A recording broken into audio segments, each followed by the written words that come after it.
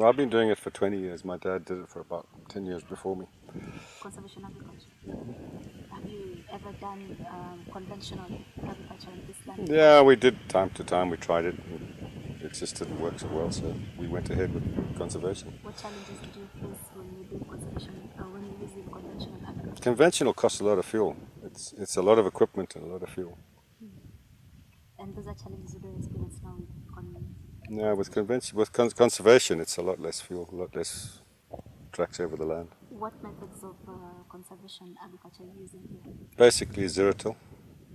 So we just plant only. We spray the crop off. We spray the weeds off at the beginning, and then we plant, and that's it. What kind of a planter do you use for zero-till? Do you use the normal planter that maybe... It's a normal planter, but it's slightly more heavy duty, and it's a heavier planter. So when you talk in terms of fuel costs and now less, maybe if you were to put a cost to it, like for instance, per hectare when a conventional farmer... Yeah, I mean we're saving quite a lot. I mean it costs up to $10 or $15 or 15 liters a hectare to plow, rip and disc. Ripping is much more expensive. Planter uses only 5 to 6 liters a hectare. The tractor that pulls the planter. So once you do the conventional, once you do the conservation agriculture, the zero-till you're doing, you don't need to weed. What herbicides are you using? Harvest is the same as anybody else, combine harvester. No, herbicide. Herbicides, yeah, herbicides we use about the same as everybody else. I mean, the only difference is we do use Roundup at the beginning, or gramoxone sometimes in certain instances, and then the herbicides are basically the same as anybody else: acetochlor-atrazine, and then perhaps Accent for grasses. How about the quality of the soil? How have you seen it improve from the time you're doing conventional? Yeah, our organic matter has built up a lot. Our organic matter is much more improved than it used to be. So our numbers are up to like 3s and 4s now on organic matter in the top layer of soil.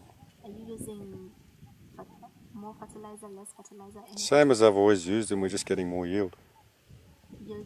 Yields have increased. Fertilizer usage is the same. I'd like you to explain a bit about yields increased by what percentage? Well, we used to get 6 or 7 tons a hectare on our maize, and now we're getting 10, 11, 12. And soybeans, we used to get 2 to 3, and now we're getting up to 3.5 to 4. And Zambia as a country itself is food secure. Pretty much, yeah. What are they doing right that the rest of the continent maybe not learn?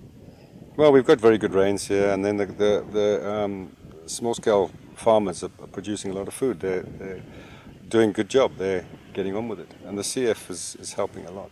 Because one person and conventional digging up that whole area and basically trying to plow it, or equivalent to plowing it, it takes man days. It takes power. If you're conservation, you're not touching as much soil. You're just you're actually doing half as much work, or even a third of as much work. So you can therefore do a bigger area, especially if you're using knapsacks for herbicide. If you're using knapsacks for herbicide, one person can do 2 or 3 hectares a day. Whereas if you're trying to hand weed, or you're trying to plow, or you're trying to use a tractor, I mean, again, it comes back to power, pieces of equipment. Whereas a knapsack will do a big area. One person can grow at least a hectare, I reckon, by himself. He can get up to 5 hectares if he's really committed. That's just a small-scale farmer who's doing everything on his own, and perhaps having a couple of his family to help him plant, that sort of thing. Okay, thank you. Thanks. That's all. I'm a regional manager in Central Region, and Central Region is one of the 4 major regions of the Conservation Farming Unit. We are targeting about 50 to 60,000 farmers. How are we doing it? I'm not alone. I'm working with of about 15 field officers, 4 field supervisors, and 1 regional manager assistant to carry out this responsibility. Yeah. So how are the 20, or you may ask a question, how are the 14 going to reach out? How are you going to reach out to the 40, 50,000 that you're talking about? It is through the lead farmer model that we're using. There is what we call lead farmer structure on the ground. 1 field officer is working with about 30 farmer coordinators.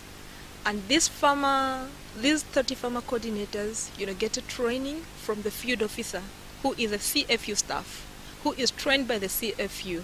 After getting that training, they go down to train their farmers as well. They train about a minimum of 100 farmers. Yeah, basically that's what I can say about it.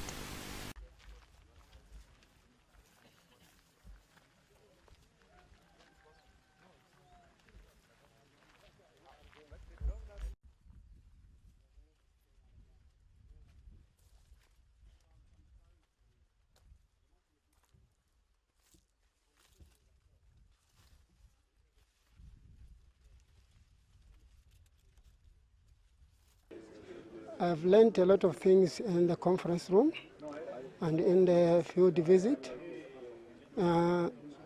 My challenge is on agro-dealers in the district. We've got a very big challenge. We are very, very small agro-dealers here in Zambia. This is my second year of agro-dealing. I wanted to talk to the Zambian government. Maybe they can help those agro-dealers who are direct in the village.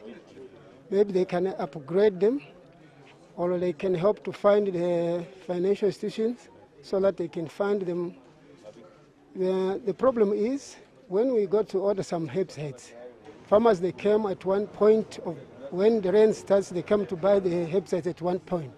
So when those herbicides get finished, there's a challenge of when farmer is waiting to get another herbicide, we find that all the maize is dying. Yes. So we needed to be upgraded by the government or to be funded by any other NGOs who can be able to find us grants, even soft loans, so that the farmers, they don't panic during rain season. In fact, my idea is to find those agro-dealers who are direct in the farms, the doorstep of the farm. That was my main concept for Zambian agro-dealers. Thank you.